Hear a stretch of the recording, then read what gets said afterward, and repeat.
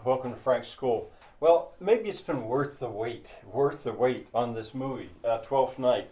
Yesterday, or the last video, I said I have some real doubts about this play.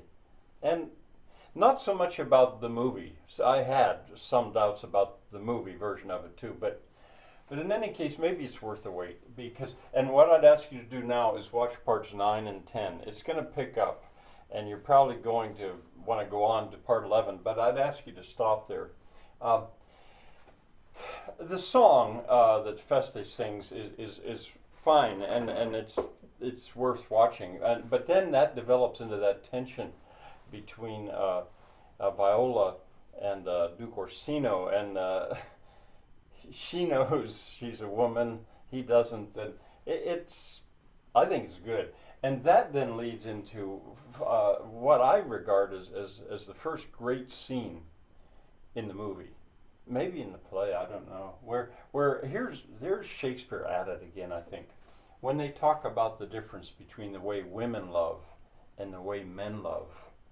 It's an impassioned scene. Um, that I think would be, I'll probably go back and reread that, and I think it's well acted.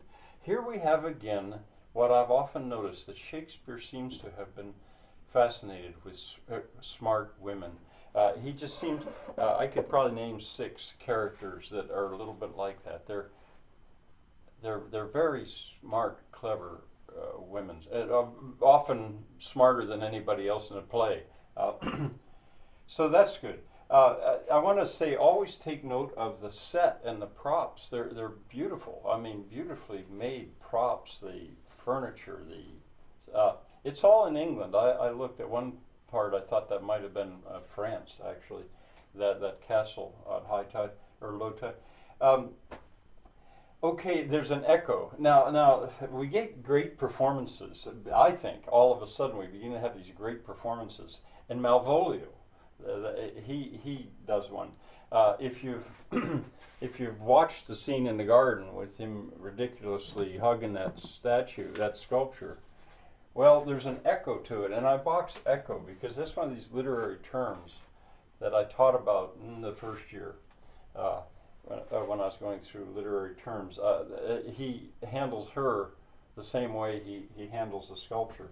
A Comedy of Errors is another play of Shakespeare's, and I think maybe I'll, just in case I don't get back to this, in A Comedy of Errors there's 2 sets of twins, and it gets so confusing. You know, he sort of explored this idea further of twins and misunderstood identity. But now you begin to get that. It begins to all come together, and there's all these mistakes of people think stuff that is not quite right.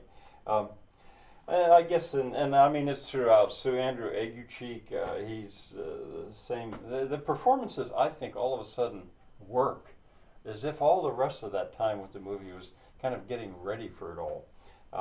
Now, in the sword fight, both fighters are terrified. She's a woman. She's probably never fenced before. Sir Andrew Aguecheek, he's just scared. At one point, when he only gets into it because he thinks that the other knows nothing at all about sword fighting. When he finds out that the other's good, and of course, Sir Toby Belch works this and has fun with it. At one point, he says, "Tell him I'll give him my horse to avoid the fight."